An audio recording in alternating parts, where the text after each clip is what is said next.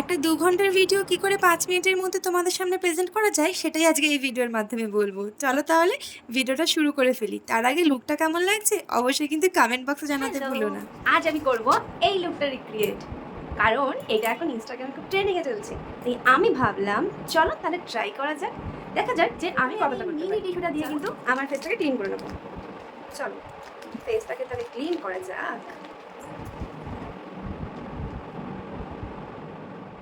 প্রথমে বলে রাখি, আজকের মেকআপ লুকটা দেখাবো খুবই রিজনেবল প্রাইসের প্রোডাক্ট দিয়ে। তোমরা যারা এখনও আমার এই লুকটা দেখে মনে করছো যে রিক্রিয়েট করবে এই লুকটা, তাই তোমাদের কাছে যে যে প্রোডাক্টগুলো আছে সেগুলো দিয়ে শুরু করে ফেলতে পারো। তোমরা আমার এই লুকটাতে প্রচুর প্রচুর ভালোবাসা দিয়েছো, সেজন্য আমি ভাবলাম এই লুকের টিউটোরিয়ালটা না দিলে তোমরা আমাকে ভীষণ গালাগালি করবে। তাই তার আগেই ভেবেচিন্তে আমি ভিডিওটা রেডি করে রেখেছিলাম। তারপরে আমি সত্যিই ভাবতে পারিনি যে তোমরা আমার এই লুকটাতে প্রত্যেকটা সোশ্যাল মিডিয়া সাইটেই এত এত ভালোবাসবে। আমি তো খুব ক্যাজুয়ালি লুকটা স্টার্ট করেছিলাম, আমি ভাবতেই পারিনি যে লুকটা এত সুন্দর আসবে। আমিও না নিজেও খুব স্যাটিসফাই লুকটা করে।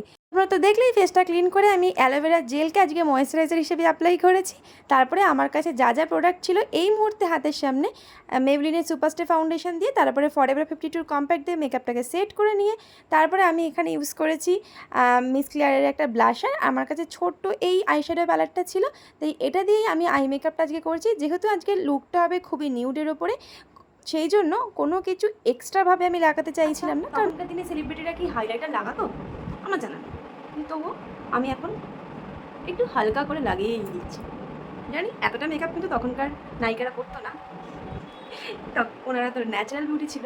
বাট আমাদেরকে তো মেকআপ না করলে একদমই ভালো লাগবে না।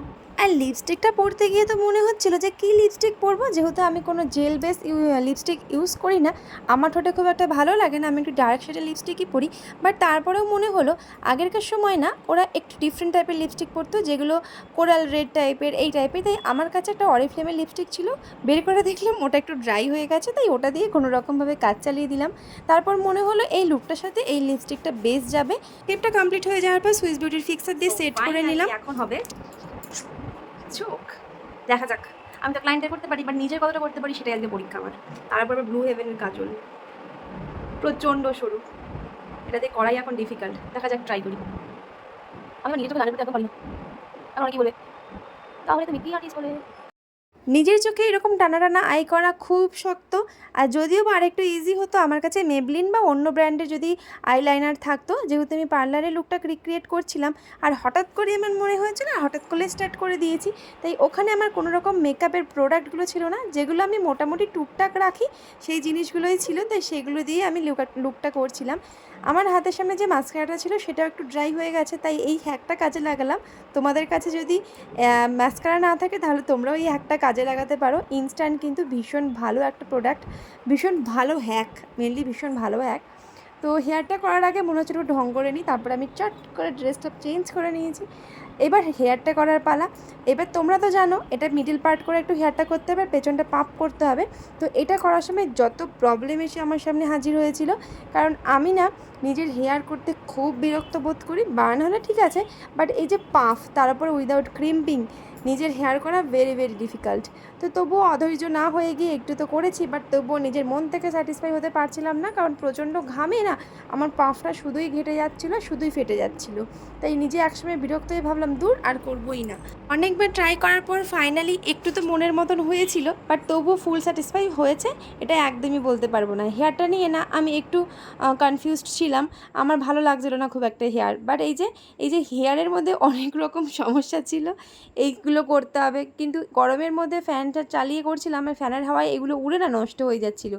আর জোগাড় করে আর কি চলবে, আমি তো ভিডিওটা করব বলে শুধুমাত্র এদিক ওদিক করে জোগাড় করে চালাচ্ছিলাম। আর বাঙালি মানেই তো জোগাড়ে সেরা, জানোই কীভাবে তোমাকে সামনে মানে সুন্দর দেখাতে হবে সে ব্যাপারে পরিপাটি সবটা জ্ঞান থাকে। আমার থেকে অনেকে আরও বেশি জোগাড় করে চালায়, আমি তো তাও চেষ্টা করি ঠিকঠাক করার। পারফেক্ট না হওয়া পর্যন্ত, আমার মনের মতো না হওয়া পর্যন্ত আমার মনটা ভীষণ পরিমাণে খুঁতখুত করে। এই হারটা মনে হচ্ছিলো ভালো লাগছে না, বাট পরার পর আর মনে হচ্ছিলো না সেটা। যেহেতু এখানে অনেকগুলো লেয়ারের হার পড়েছিল, বাট আমার কাছে একটা লেয়ারেরই ছিল, তাই দুটো হারকে আমি মিক্স ম্যাচ করে পরছিলাম। তো ফুল লুকটা ছিল খানিকটা এই রকম। তোমাদের এই লুকটা কেমন লাগলো জানিও। যারা ইউটিউব থেকে দেখছো আমাকে, তারা কিন্তু আমার শর্টসগুলো দেখেছো, এর আগে শর্টসগুলোতে ভালোবাসা দিয়েছো অনেক। তারপর আমার মনে হলো তোমাদের সাথে একটু ফুল টিউটোরিয়ালটা শেয়ার করি। যারা মেকআপ একটু আধটু ভালোবাসো, এই লুকটা করতে চাইছো, অনেক দিন ধরে ইনস্টাগ্রামে তো দেখছো নিশ্চয়ই, তারাও ভাবছো যে এই লুকটা করবে, তারাও কিন্তু চটপট করে ফেলতে পারো। তো এই লুকটা যদি তোমাদের ভালো লাগে থাকে, যদি তোমরা লুকটা রিক্রিয়েট করে থাকো আর আমার ভিডিও দেখে করে থাকো, তাহলে কমেন্ট বক্সে কিন্তু নিচে কমেন্ট সেকশানে অবশ্যই জানিও যে তুমি আমার এই ভিডিওটা দেখে নিজে ট্রাই করেছো। শর্মিলা ঠাকুরের মতন একদমই নয়, আমি নিজেকে সেই জায়গায় প্রেজেন্ট করতেও চাই না, আমরা তাদের কখনোই যোগ্য নই। তবু আমরা তাদের লুকগুলো দেখে ইন্সপায়ার হই, আমাদের ভালো লাগে, আমরা রিক্রিয়েট করার চেষ্টা করি। আজকের ভিডিওটা এইটুকুই, দেখা হচ্ছে নেক্সট ভিডিওতে। ততক্ষণের মতো ভালো থেকো তোমরা সবাই, টাটা।